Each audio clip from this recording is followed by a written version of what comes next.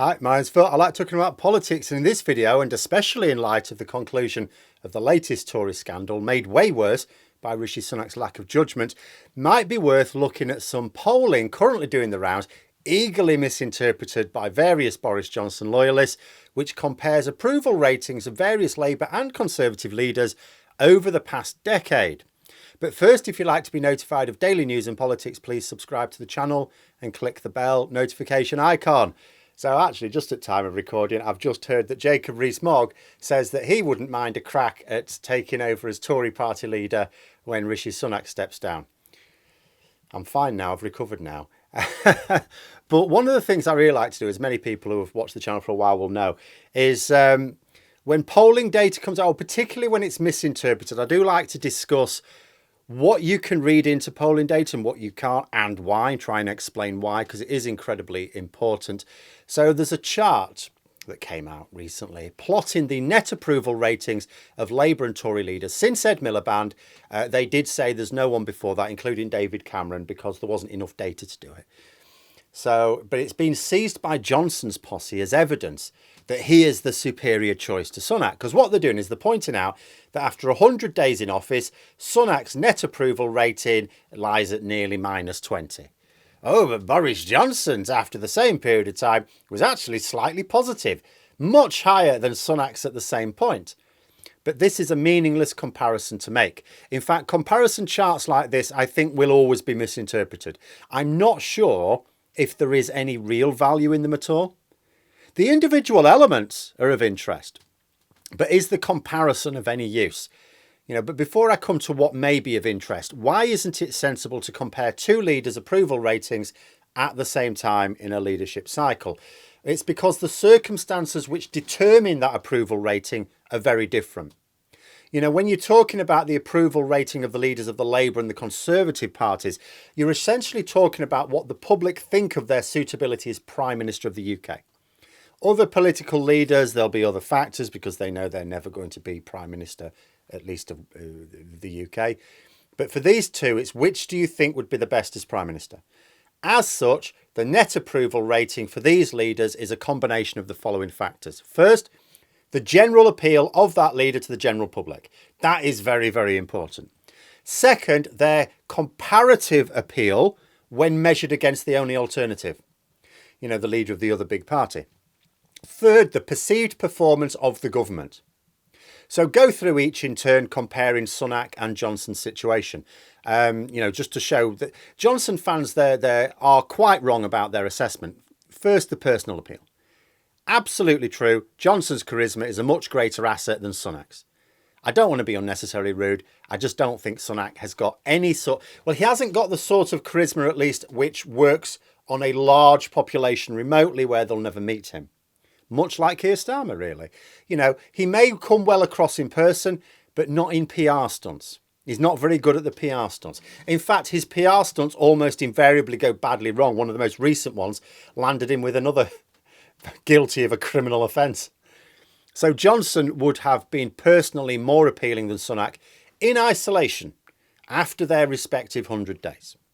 However, when trying to use this as an argument for who should lead the Tories now, you have to bear in mind the public perception of Johnson is not what it was after his first 100 days. After his first 100 days, he was talking about this hopeful future. It's all gone to hell. He also managed to convince people he was standing in solidarity with them. Owen Paterson and Partygate blew that out of the water. It's gone now. Right now, Johnson's approval rating is lower than Sunak's, and that is all that matters. Second, the alternative. The alternative to Rishi Sunak is Keir Starmer. The public don't really have strong feelings against that. The alternative when Johnson was 100 days in was Jeremy Corbyn. Quite a lot of the public had very strong views against that. So Sunak is up against a much more appealing alternative than Johnson was at the same point in their leaderships. And most people vote on a preference type arrangement. They know it's a limited choice. Most people, when they go and tick their box in either the Labour or the Conservative box, they're not doing it because, oh yeah, I think Labour are the way forward, or I think the Conservative are the way forward. They're just doing it as a lesser of two evils type situation. They know it's a limited choice. If a voter wants to use their vote to form the government, as the vast majority appear to do, because the vast majority of votes are cast for either Labour or the Conservatives, then they know it's a choice between those two leaders. And in many ways, it doesn't matter what the personal appeal of each leader is. It only matters what it is compared to the alternative. The third is the perception of government performance. Now, if things are going well, people tend to side more with the Prime Minister.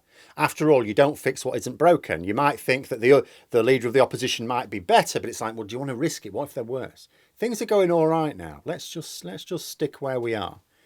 On the other hand, if the country is going to hell in a handcart and the government don't seem to have a grip on the situation, all of a sudden the leader of the opposition seems a lot more appealing, if they are making themselves look like a credible alternative. Now, in this regard, the country was knackered during the early months of both Johnson and Sunak's time in charge. However, there are two factors working against Sunak here. First, as was relevant for the second point, Corbyn was not considered by key voters to be that credible alternative. He hadn't won them over. So the Tories basically ran the 2019 general election campaign not on a platform of look at our record. They said, don't look at our record, for goodness sake, it's awful. The country's knackered. Yes, we knackered it. But do you know what? It would be much worse under Corbyn. They are trying the same tactic now, but it's not working quite so well with Starmer. The other difference is that Johnson was talking about this bright new future just around the corner with Brexit. It's there. It's just a few months away. Oh, it's going to be wonderful. And if it wasn't wonderful, at least it would be done and we can move on and stop arguing about it.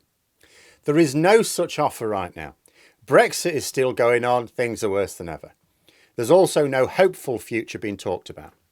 Sunak's offer is basically, look, it's all gone badly wrong, right? Everything's broken. Everything is broken. But I'll tell you what, give me another 10 years and I'll fix it. No. And it's not just that Sunak is getting his pitch wrong. He is. It's that there is nothing he can anchor promises of a brighter future to. Johnson had Brexit. It was, for most people, it was this thing, well, no one really knows what's going to happen. Yes, they do. You're just not listening to them. But they thought that. But that's gone sour. There's nothing else on the horizon. Most key voters don't really believe joining the CPTPP is going to help. Most don't even know it's happening. They certainly don't think abolishing all their employment rights is going to do them any good. None of the Tories' current flagship policies are really designed to appeal to those people who are going, look, the country's knackered, can you sort it out, please? It's all about niche culture wars. Stop the immigrants, stop the protesters, stop the woke brigade. It's all the negativity that came with previous Tory leaders, but with none of the optimism afterwards. So on no level is the approval rating of Boris Johnson in 2019 comparable with Sunak in 2023. Indeed, it's never, ever worth comparing these things with any leaders, because the times and circumstances are always going to be different after their first 100 days. Always. But that doesn't mean the individual trends are not of interest. So you forget about Johnson's ratings, because he's never going to pull those back. He hasn't even finished pissing off the public yet. That's not even ended. But Sunak's are interesting. His rating has consistently gone down since October. That means that whatever the public thought of him last October, they are disappointed. Their estimation of him has gone down. So you think, well, what could have caused that? Can't just be the general state of the nation. Yes, the nation's knackered. It was knackered when he took over. 'Cause people will have factored that when he took over. He's stabilised the economy in many ways. It's still crap. But he's cleared up Truss's mess.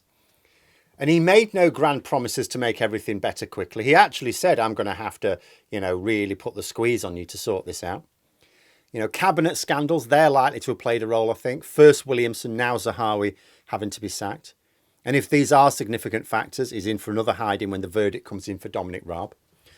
Sunak has made a strategic error regarding the NHS strikes. That's not done his approval rating any favours, particularly in the Red Wall. But there was a poll carried out on what people thought of both Starmer and Sunak last week. I'll link them both in the description below, but we'll look at Sunak's here. So some of the largest words in the cloud may reveal why people are disappointed. Nothing and don't know are the largest ones. Is that because he's got no policies to address the various problems that the general public think are important? His priorities seem to be Northern Ireland Protocol, fair enough, needs sorting out, but not a massive issue to most of the population. Abolishing thousands of regulations, we're not really keen on that. Demonising migrants, yeah, you'll win a few people over with that, and not that many. Works for some voters. Even some key voters, no point denying it, but it's not a priority for anywhere near enough people. Brexit is, of course, their evergreen hobby horse for the Tories, but look how small that word is in the cloud. It's there, but it's not. It's not really poking through, is it? It's just not a big focus for voters. Polling consistently shows this. The Tories are banging on about issues that are important to some, but not enough to get themselves back into contention for the next election. You can't form an election-winning platform on them. It's possible they can change strategy, but right now, whatever people thought Sunak would do, he seems to have done less than they expected. And they probably didn't expect that much. Just make the pain less painful. Oh, he hasn't done that. Okay. Maybe people thought that Sunak would at least set out a plan, a programme for improvement that they can see turning things around. In reality, he's pushing his aim to what?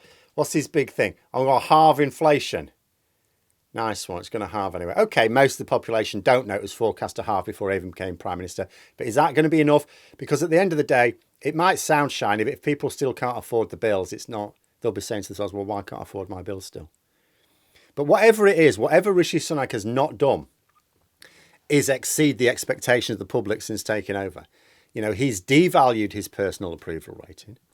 When Labour are talking about various plans to refire the economy and clean up politics, Sunak keeps talking about integrity and accountability while sacking another minister for having no integrity and threatening journalists for trying to make him accountable.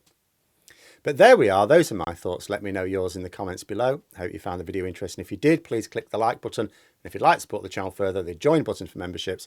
And until next time, I'll see you later.